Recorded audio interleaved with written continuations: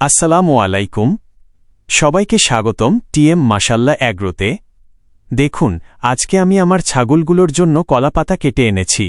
একটু ভালো করে লক্ষ্য করুন আমার ছাগলগুলো কত আগ্রহ নিয়ে কলাপাতা খাচ্ছে।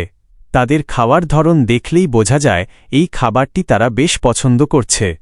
অনেক খামারি একটি ভুল করে থাকেন, তারা প্রতিদিন একই ধরনের খাবার ছাগলকে খাওয়ান, যেমন শুধু ঘাস অথবা শুধু দানাদার খাবার। কিন্তু মানুষের যেমন প্রতিদিন একই খাবার খেতে ভালো লাগে না, তেমনি ছাগলের ক্ষেত্রেও খাবারে কিছুটা বৈচিত্র্য থাকলে তারা বেশি আগ্রহ নিয়ে খায়। কলাপাতা ছাগলের কাছে একটি পরিচিত ও জনপ্রিয় খাদ্য। এটি সুষম খাদ্যের অংশ হিসেবে ব্যবহার করা যায়। তবে মনে রাখবেন, শুধু কলাপাতা খাওয়ালেই হবে না, এর পাশাপাশি পর্যাপ্ত কাঁচা ঘাস, ভালো মানের দানাদার খাবার এবং নিরাপদ গাছের পাতা দিতে হবে। এতে ছাগল বিভিন্ন উৎস থেকে পুষ্টি পেতে পারে। আমি চেষ্টা করি সপ্তাহজুড়ে খাবারে কিছুটা পরিবর্তন রাখতে। কোনো দিন কলাপাতা, কোনো দিন নিরাপদ গাছের পাতা, আবার প্রতিদিনই পর্যাপ্ত সবুজ ঘাস ও পরিমাণমতো দানাদার খাবার দিই। এতে ছাগল খাবারের প্রতি আগ্রহ ধরে রাখে।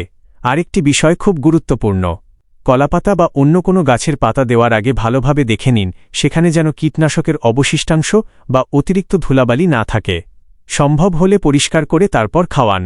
কখনোই পচা বা ছত্রাক ধরা পাতা দেবেন না, এতে ছাগলের অসুস্থ হওয়ার ঝুঁকি বাড়তে পারে।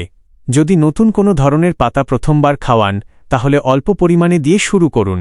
ছাগল সেটি সহজে খেতে পারে কিনা এবং কোনো সমস্যা হচ্ছে কিনা তা কিছুদিন পর্যবেক্ষণ করুন। এরপর ধীরে ধীরে পরিমাণ বাড়াতে পারেন। দেখুন আমার ছাগলগুলো কি সুন্দরভাবে একসঙ্গে দাঁড়িয়ে কলাপাতা খাচ্ছে। এমন দৃশ্য একজন খামারির জন্য সত্যিই আনন্দের। ছাগল যদি ভালোভাবে খায় তাহলে তাদের বৃদ্ধি, স্বাস্থ্য এবং সার্বিক পরিচর্যাও অনেক সহজ হয়ে যায়।